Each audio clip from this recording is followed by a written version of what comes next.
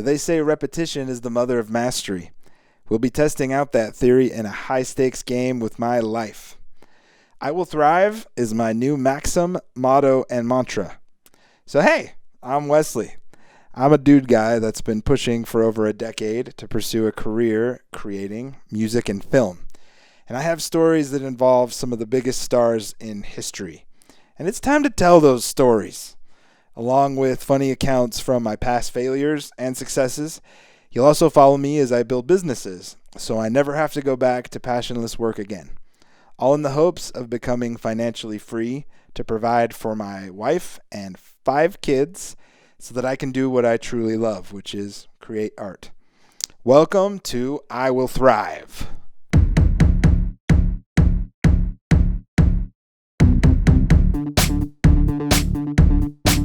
Come on now.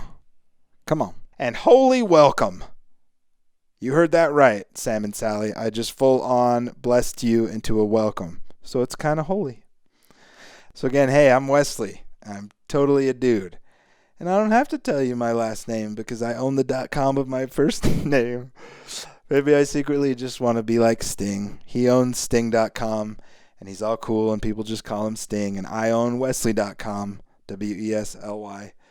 And I'm so close, man. I'm so close. I just need to lose like 60 pounds and sing a bit better and have a historic, world-renowned career as a musician. That's easy.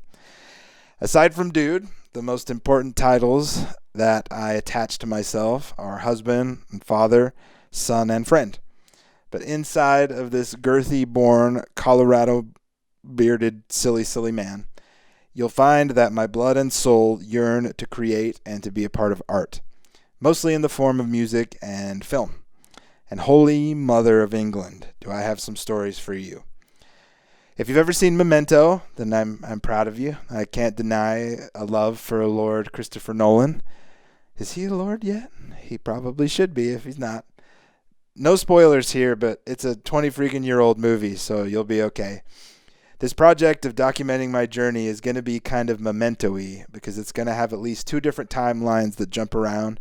The first is going to be going over, or one of them is going to be going over what I'm doing right now. And the other is going to be starting at the beginning with some of the crazy crap that's happened to me leading up to this moment, or this memento. See what I did there? So, let's sit down and have a cute little chit-chat about right now. But to fully understand right now, I need to talk to you a little bit about before right now. So I've been living in this weird in-between place for a really long time. On one side of my psyche, there's messages about life and careers, like the classic quote from Steve Jobs. When I was 17, I read a quote that went something like this: "If you live each day as if it was your last, someday you'll most certainly be right." It made an impression on me, and since then, for the past 33 years, I have looked in the mirror every morning and asked myself, if today were the last day of my life, would I want to do what I'm about to do today?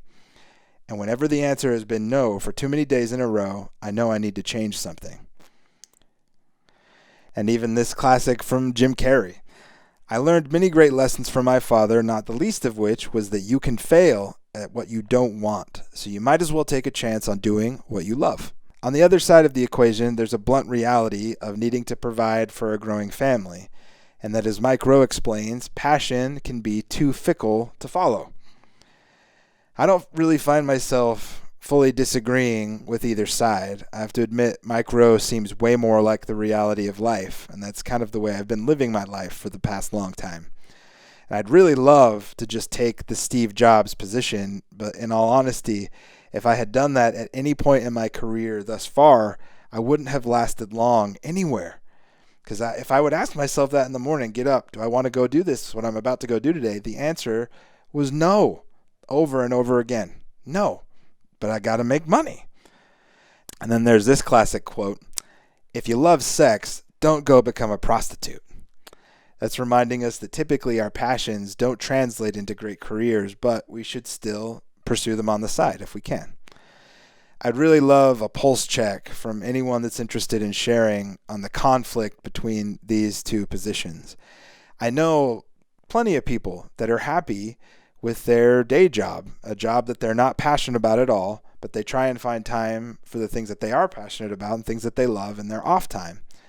And sometimes I really wish I could be like that. And I've tried, even at times, to pretend that my soul doesn't ache with the passions that I have. But I can't fathom doing it on the side forever. I also really strongly believe that we should never back away from who we really are. And that's one thing, I know who I am. If I were to really try and back away from that, surely a life like that would end in nothing but regret. So there's two things I've known about myself and career satisfaction for a really long time. I either have to do something meaningful to help people, or I have to be involved in creating art. And I really went with the first option when it went to school. I went and I got a master's degree in counseling because that seemed way more practical. You can't make money creating art. And then all along I worked full-time at tech companies to pay the bills, but ever persistent, my blood and soul cried to create art. And the call is just simply too strong to ignore, and I've always found time to squeeze it in somehow. But the older I got, the more conflicted I became, and like some days, crying in the corner level of conflicted. So for years now, I've been investing and building this little media company. It's an entity that I feel like hits on both points of what I need to do in my life. Create art and do something meaningful to help people. And our motto is entertain and inspire.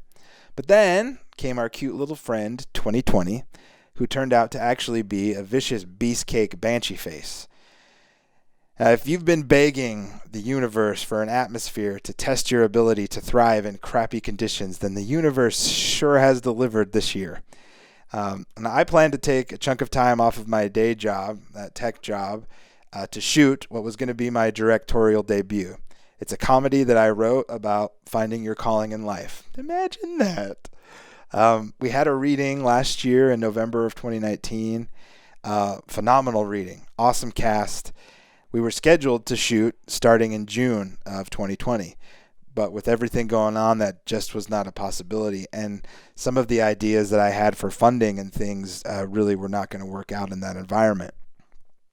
But then adding to the fun of the situation, I got to join my buddies, the 40 million plus club that lost our jobs because of the pandemic.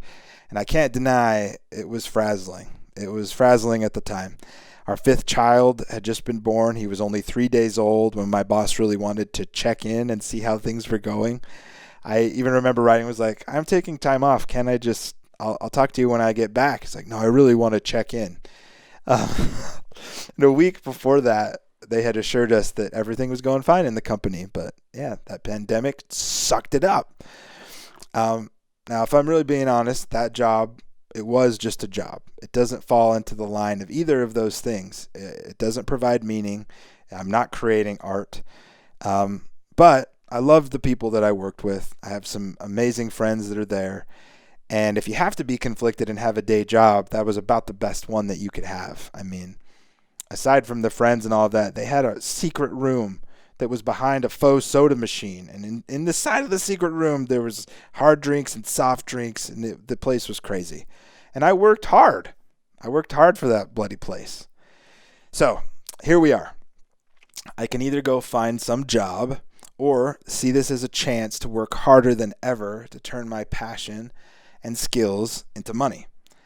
And I want to, and I'm going to take a leap of faith and lean more on the Steve Jobs and Jim Carrey side of the equation, truly for the first time in my life.